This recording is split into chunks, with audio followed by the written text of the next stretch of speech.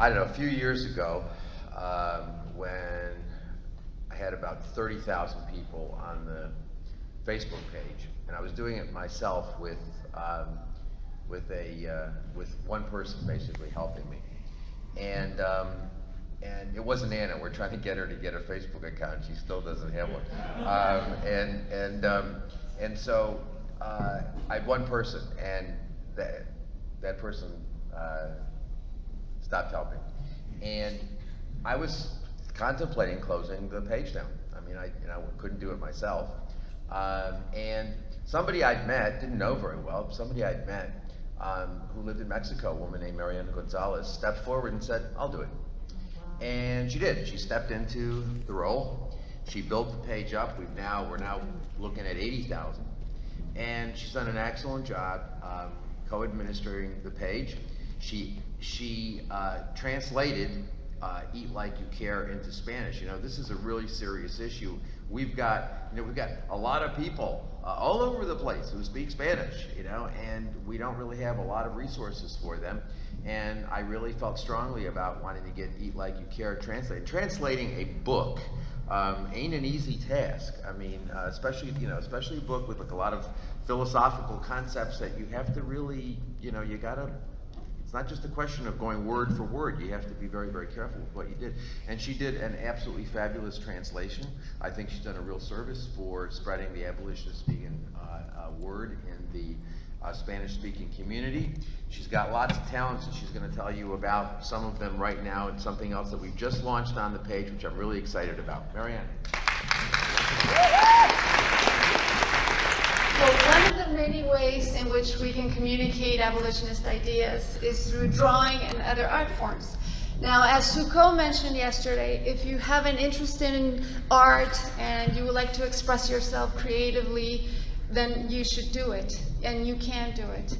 Anyone can learn how to draw, and anyone can make art with practice, and you can channel that towards advocacy. Now, these are some examples of comics I've done. These are some examples of comics I've done to give you an idea of what I mean. And as you can see, this is, I'll let you read it, right?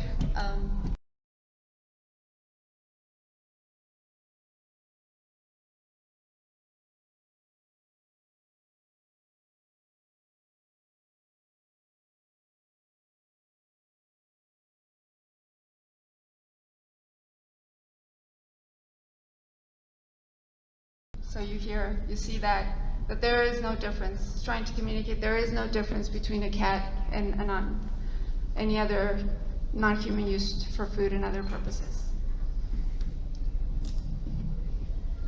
This is another example.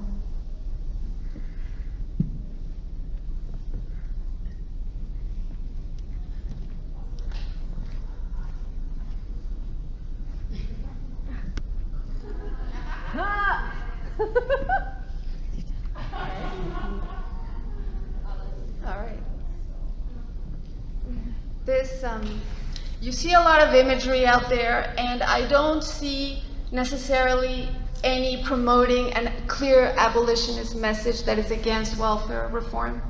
So I'm trying to use drawing and imagery that specifically addresses the problems with welfare reform, or at least points it out as a very problematic issue. So we post these on Professor Francione's Facebook page, and we always link to essays for whoever's looking at this to go deeper and read the essays.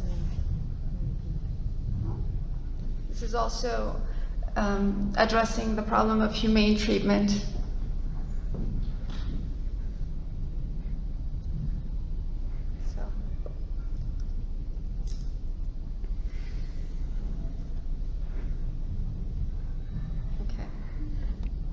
Now, as my colleagues have mentioned, it is very important that you educate yourself on abolitionist theory to be able to communicate these ideas clearly.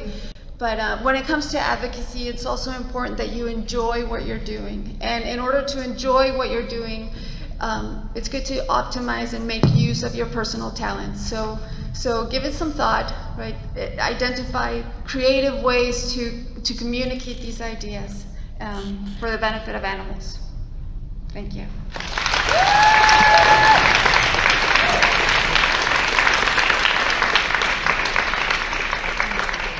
You know, yesterday Sue Coe said, you know, anybody can learn how to draw. And then Marianna just said the same thing. Well, I have to tell you, I have a hard time with stick figures. So Marianna said, oh, no, you can learn how to draw. And she recommended I get this book, you know, Drawing from the Opposite Side of Your Brain, or whatever it was. And so I got the book. I still can't do anything but other than stick figures. As a matter of fact, it's actually gotten worse. That's okay, you can do other things. What? That's okay, you can do other things. Eh. All right.